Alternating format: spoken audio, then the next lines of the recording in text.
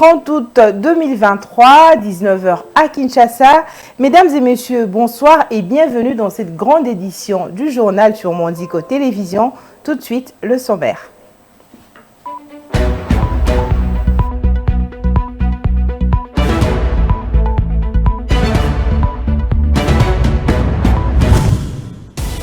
Au sommaire, une vive tension s'est observée ce matin dans la ville de Goma, chef-lieu de la province du Nord Kivu.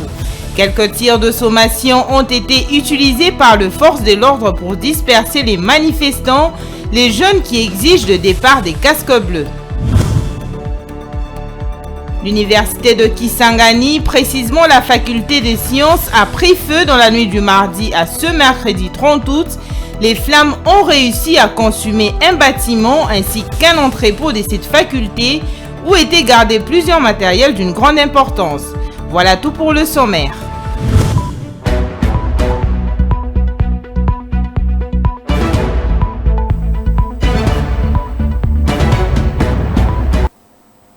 Une fois de plus, bonsoir. Comme je l'ai annoncé dans le sommaire, tension ce mercredi 30 août à Goma, dans la province du Nord Kivu. La population s'est réveillée sous une ambiance tendue. Les jeunes ont pris d'assaut le siège de la MONUSCO et la situation s'est dégénérée après le déploiement des éléments des forces armées. Cette manifestation intervient après la rencontre le samedi dernier entre le chef de l'État et la représentante spéciale du secrétaire général de l'ONU en RDC au sujet du plan de retrait de forces onusiennes. Ranta Louyela vous donne les détails dans cet élément. Suivez.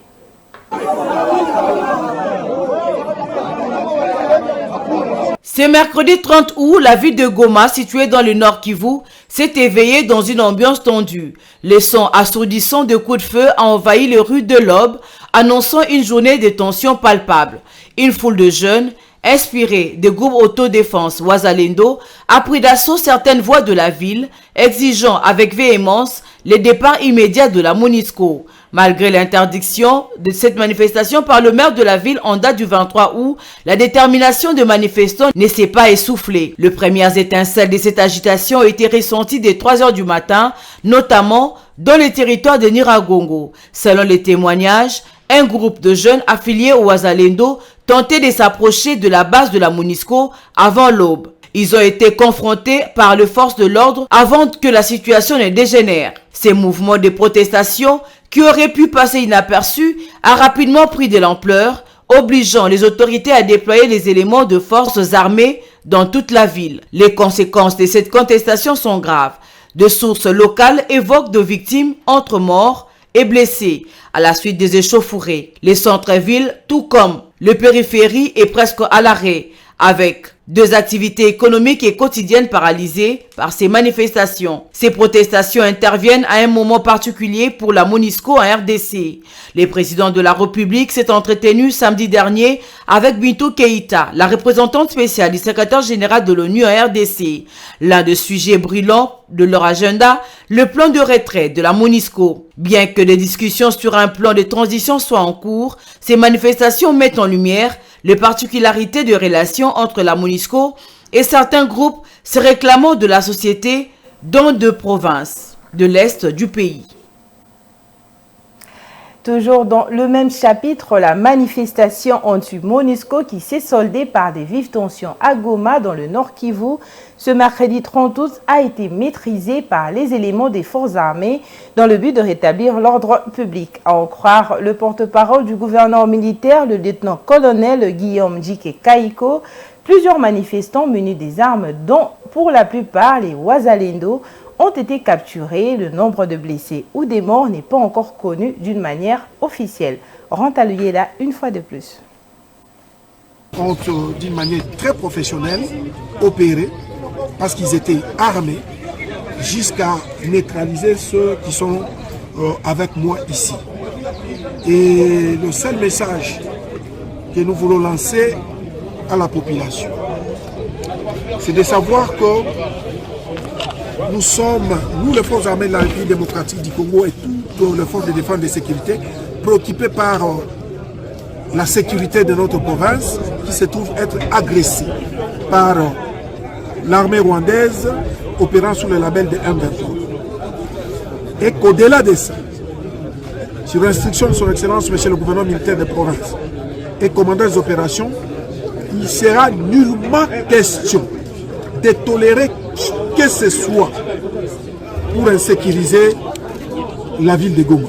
Il est encore trop tôt de vous parler d'un quelconque bilan parce que je viens de vous dire qu'ils étaient armés, des armes de guerre, des armes blanches, et voilà. Donc, mais ce qu'il faut retenir, c'est que l'armée nationale, les forces armées de la République démocratique du Congo ont opéré de la manière la plus professionnelle possible.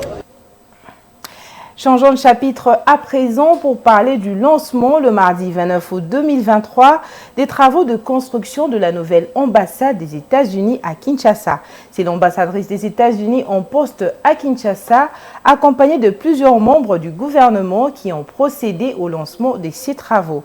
La nouvelle ambassade des USA sera érigée sur un espace de 7 hectares situé sur l'avenue de Forces armées dans la commune de La Gombe. La durée de travaux est de 5 ans. Images et commentaires. Plusieurs personnalités politiques et militaires ont participé au lancement de ces travaux. Les États-Unis d'Amérique veulent se doter d'une nouvelle ambassade en RDC, beaucoup plus grande que l'actuelle.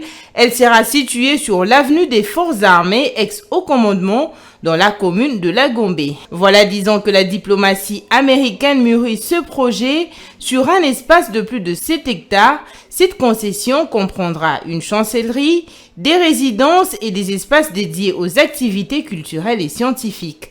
Le coût de travaux tel que notifié par le Congrès américain s'élève à 764 millions de dollars, dont 170 millions en investissement local.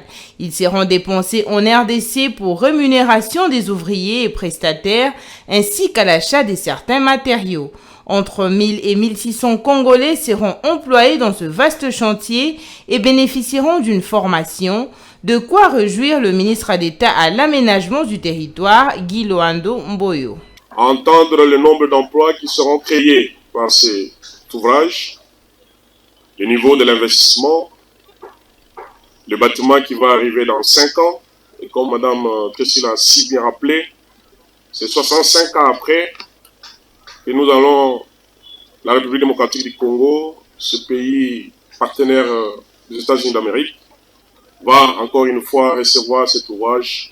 C'est un motif de joie et de fierté.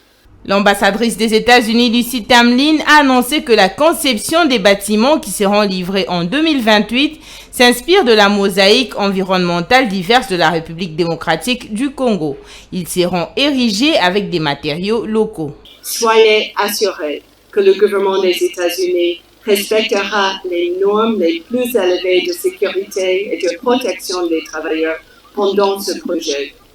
Nous nous efforcerons aussi d'être le meilleur voisin possible et d'éviter les bruits et les barrages routiers à l'égard des personnes vivant et travaillant dans le voisinage. La nouvelle ambassade américaine se veut une pierre angulaire de relations entre les États-Unis et la RDC. La grandeur de l'investissement le prouve, à en croire le porte-parole du gouvernement de la RDC. La République démocratique du Congo, comme vous le savez, sous la conduite du président Tshisekedi, a entamé une marche vers son développement. Et vous savez qu'on est un pays solution, ça veut dire qu'à plusieurs égards, nous avons des réponses aux problèmes urgents de l'humanité. Et la construction de cette ambassade est illustrative justement de leur volonté de consolider la collaboration avec nous et nous apprécions. C'est en 1958 que les États-Unis ont inauguré leur première ambassade à Kinshasa. 65 ans après, le pays de l'oncle Sam veut montrer sa volonté de continuer le renforcement de sa coopération stratégique avec la République démocratique du Congo. Cela passe également par la construction de nouveaux bâtiments reflétant les enjeux mondiaux actuels.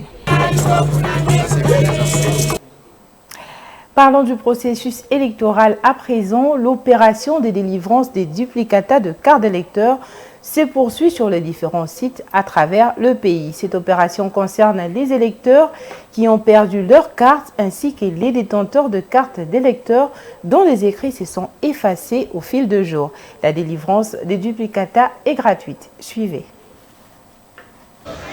Voilà plus de 2 semaines déjà depuis que l'opération des délivrances de duplicata de cartes d'électeurs a été lancée. La Commission électorale nationale indépendante se déploie pour livrer ces duplicata aux électeurs qui sont dans le besoin, tout en respectant la procédure établie. Pour chaque citoyen ayant perdu sa carte d'électeur, il doit faire attester cette perte auprès d'un officier de la police judiciaire qui lui délivre un procès verbal de perte de carte d'électeur. Il doit ensuite se présenter à l'antenne de la CENI du ressort de son centre d'inscription, muni du dit procès verbal pour remplir un formulaire de demande du duplicata. Victime du vol de son porte-monnaie contenant sa carte d'électeur, Gauthier Mpoy est content de recevoir le duplicata de sa carte d'électeur qui fait office de carte d'identité. Ça m'a fait énormément plaisir parce que j'avais plein des activités que je devrais entreprendre, y compris mes processus des activités de la banque, et j'étais vraiment bloqué par le fait de manquer la carte.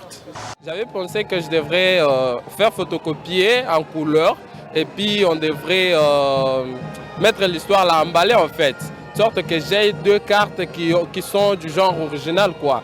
Et je vais garder l'original à la maison, utiliser la photocopie en cas de besoin, ou soit d'une obligation qui demande l'original, je viendrai avec.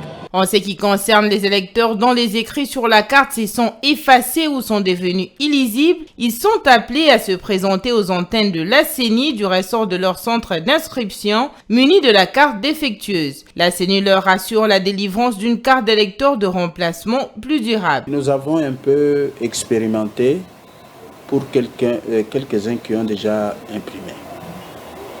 Maintenant, nous ne collons plus le même sachet là. Maintenant, nous mettons dans l'étui. Avec l'étui, la carte aère aussi. A une certaine aération. Ça ne chauffe pas sur le corps.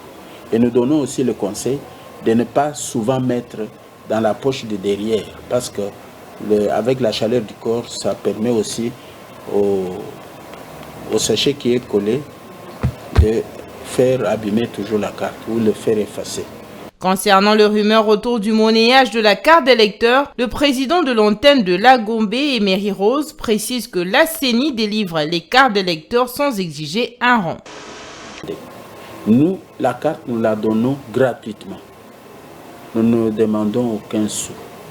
L'impression de la carte se fait gratuitement à notre niveau ici. Pour preuve, on en a déjà imprimé ici. Nous avons déjà atteint plus ou moins 3000 cartes imprimées, mais on n'a demandé aucun sou. La centrale électorale informe que l'opération de délivrance des duplicata de cartes d'électeurs se poursuit jusqu'au 20 décembre prochain. Tout Congolais désirant obtenir un duplicata n'a qu'à se rendre à l'antenne de la CENI du ressort de son centre d'inscription pour les formalités exigées. Rendons-nous à présent dans la province du Kasaï oriental. Candidate aux élections législatives provinciales pour la circonscription électorale de Mbuji-Mayi, la gouverneure ad intérim de la province du Kasaï oriental, Julie Kalinga Kabongo, a déposé le week-end dernier son dossier de candidature au bureau de réception et traitement des candidatures au siège provincial de la Commission électorale nationale indépendante. Regardez.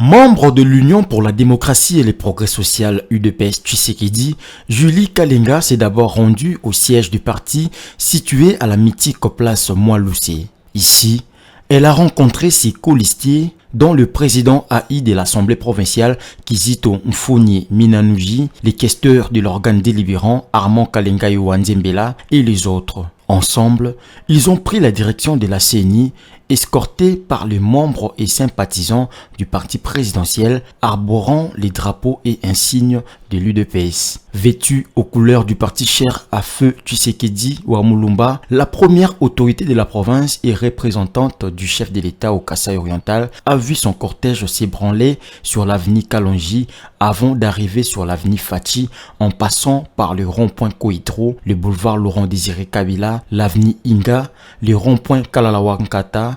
À chaque étape de son parcours, le cortège gonflé de monde qui n'a cessé de scander des épopées à l'honneur de Julie Kalinga Kabongo. Les candidats de l'UDPS pour les élections législatives provinciales et municipales ainsi que leurs mandateurs ont communié avec la foule qui les accompagnait de l'avenue Fachi à la CENI. Ici, Julie Kalenga Kabongo et sa suite ont eu le temps de suivre le processus pour les différentes formalités d'usage avant de laisser la responsabilité aux mandataires. Au sortir du BRTC, la chef de l'exécutif provincial a remercié la population qui a accepté de l'accompagner. Nous sommes venus déposer notre candidature de l'UDPS à la CENI. Je dis merci et grand merci à tous les militants pour cet accompagnement et je rassure que nous sommes ensemble avec eux. Ce dépôt est stratégique car il intervient le dernier jour de réception des candidatures à la députation provinciale. Kalenga Kabongo est la seule candidate sur la liste de l'UDPS à Mbujimayi. Elle est plus que déterminée à faire élire le président de la République, Félix-Antoine Tshisekedi Tshilombo, pour qui elle se charge personnellement de battre campagne afin d'avoir une majorité écrasante aux prochaines élections de 2023. Restons toujours en province, mais cette fois-ci à Kisangani, où un incendie s'est déclaré dans la nuit du mardi 29 au mercredi 30 août à la faculté des sciences de l'université de Kisangani. Le feu d'origine inconnue qui a commencé vers 3 heures a consumé un bâtiment et un entrepôt de la faculté des sciences qui abritait plusieurs matériels. Images et commentaires. Un grave incendie s'est déclaré dans la nuit du mardi au mercredi 30 août 2023.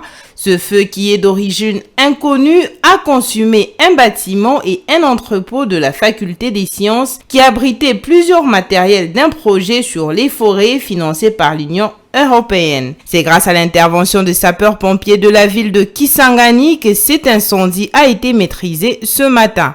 Le directeur de cabinet de la gouverneure de l'Achopo est revenu sur cet incident malheureux. C'est depuis 3 heures du matin qu'on a été informé qu'il y avait un incendie ici à la faculté des sciences. Et sur l'institution de son excellence dans la gouverneure des provinces, maître Madeleine Kombasabango, nous sommes levés avec toute l'équipe, la mairie, la police, la protection civile et avec les camions anti-incendie pour intervenir. Nous sommes arrivés sur place, on a trouvé qu'il y avait un grand feu. On ne sait pas encore la nature de cet incendie, mais grâce au leadership de la gouverneure des provinces, nous sommes parvenus à éteindre ces feux et nous continuons encore à éteindre. Il faudra d'abord commencer par la remercier parce que nous étions la présence de ces deux camions anti-incendie, ça serait grave, ça serait pire. Le bilan provisoire fait état de 10 groupes électrogènes, des engrais chimiques ainsi que de porcs qui étaient dans l'entrepôt complètement calcinés. Le recteur de l'université de Kisangani affirme qu'une enquête est en cours pour déterminer l'origine de ce feu. Autre chose à présent, les journées paroissiales de jeunes organisées par la paroisse Saint-Paul à Kikwit ont été clôturées le week-end dernier. Ces journées avaient pour but de sensibiliser les jeunes pour leur engagement à travailler et à militer pour la paix. Laetitia Moulal. Les journées paroissiales des jeunes organisées pour la deuxième fois après celle de 2021 à la paroisse Saint-Paul du diocèse de Kikwit, située au quartier Ndekezulu à Kikwit 3, dans la province du Kwilu, ont été vécues après les activités spirituelles et physiques, notamment l'adoration, la récollection et la marche de santé. Les jeunes de la paroisse Saint-Paul ont été conviés à une excursion en dehors de la ville autour d'un repas, question de renforcer leurs liens d'amitié et de fraternité. Ces journées paroissiales des jeunes se sont clôturées par 2 journées culturelles. Autour de ces journées, les jeunes ont assisté au pas de danse de plusieurs groupes de la place et de la paroisse aux productions musicales de chorales paroissiales, à l'instar de plusieurs chorales et groupes d'adoration, de louanges et folkloriques ont été également associés à ces manifestations artistiques. Il faut ajouter à cela le concours de Jeunie en herbe et la production des comédies Des artistes comédiens venus de Kinshasa pour Monsieur l'abbé Florent Sefou, président du comité organisateur, et Jean-Luc Papi Chisenda, modérateur de la paroisse et parrain des JPJ, ces journées qui avaient pour but d'encadrement des jeunes pendant ces temps de vacances sont une réussite totale car les jeunes ont été édifiés par plusieurs interventions spirituelles, culturelles et scientifiques dont la conférence sur le sens de la responsabilité a été animée par le chef des travaux, Rossi Pumbulu. Sortons maintenant en dehors de nos frontières pour nous rendre au Gabon, où des militaires ont annoncé ce mercredi 30 août 2023 mettre fin au régime en place au Gabon, un coup d'État visant le président sortant Ali Bongo, juste après l'annonce officielle dans la nuit de sa victoire avec 64,27% des voix. Un groupe d'une douzaine de militaires est apparu sur les écrans de la chaîne de télévision Gabon 24, abrité au sein même de la présidence. Suivez. Les militaires ont notamment estimé que l'organisation des élections n'avait pas rempli les conditions d'un scrutin transparent et ont dénoncé une gouvernance irresponsable, imprévisible qui s'est traduite par une dégradation continue de la cohésion sociale, risquant de conduire le pays au chaos. Ils ont annoncé la dissolution de toutes les institutions du pays et la fermeture des frontières du Gabon jusqu'à nouvel ordre. Parmi les militaires figuraient des membres de la garde républicaine, unité d'élite et garde prétorienne de la présidence reconnaissable à ses bérets verts ainsi que des soldats de l'armée régulière et des policiers. La Chine a appelé à garantir la sécurité d'Ali Bongo, tandis que la France, ex-puissance coloniale, a dit suivre avec la plus grande attention la situation. Les coups d'État est intervenu en plein couvre-feu et alors que l'Internet était coupé dans tout le pays. Deux mesures sécrétées par le gouvernement samedi avant la fermeture des bureaux de vote. Peu après la lecture de la déclaration de militaires, des journalistes de l'AFP ont entendu des tirs d'armes automatiques dans plusieurs quartiers de Libreville. Ces tirs sporadiques ont rapidement cessé. L'Internet a été rétabli peu après cet registre selon un journaliste de l'AFP.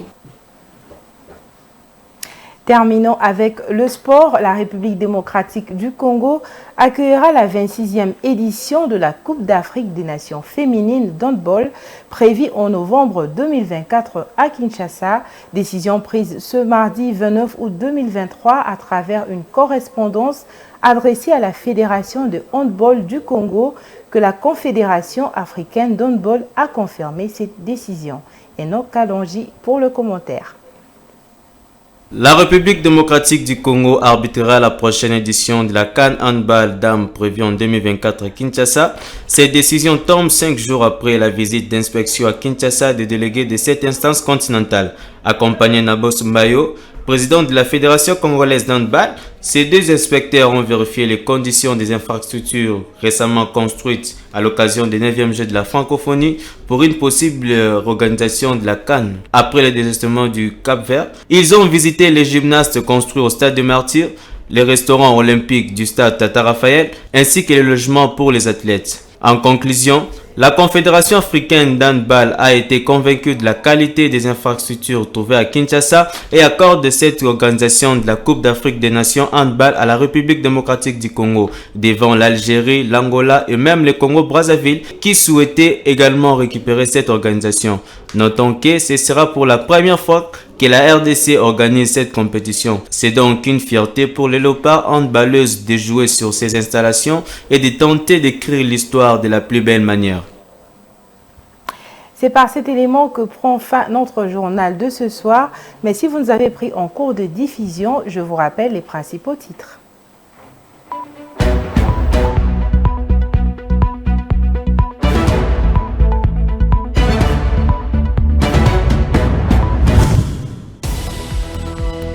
Une vive tension s'est observée ce matin dans la ville de Goma, chef-lieu de la province du Nord Kivu. Quelques tirs de sommation ont été utilisés par les forces de l'ordre pour disperser les manifestants, les jeunes qui exigent le départ des casques bleus. L'université de Kisangani, précisément la faculté des sciences, a pris feu dans la nuit du mardi à ce mercredi 30 août. Les flammes ont réussi à consumer un bâtiment ainsi qu'un entrepôt de cette faculté où étaient gardés plusieurs matériels d'une grande importance.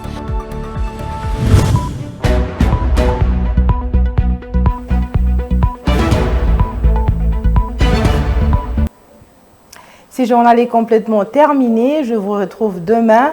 Merci de votre fidélité sur Mondico Télévision et bonne suite de programme. Bonsoir chez vous.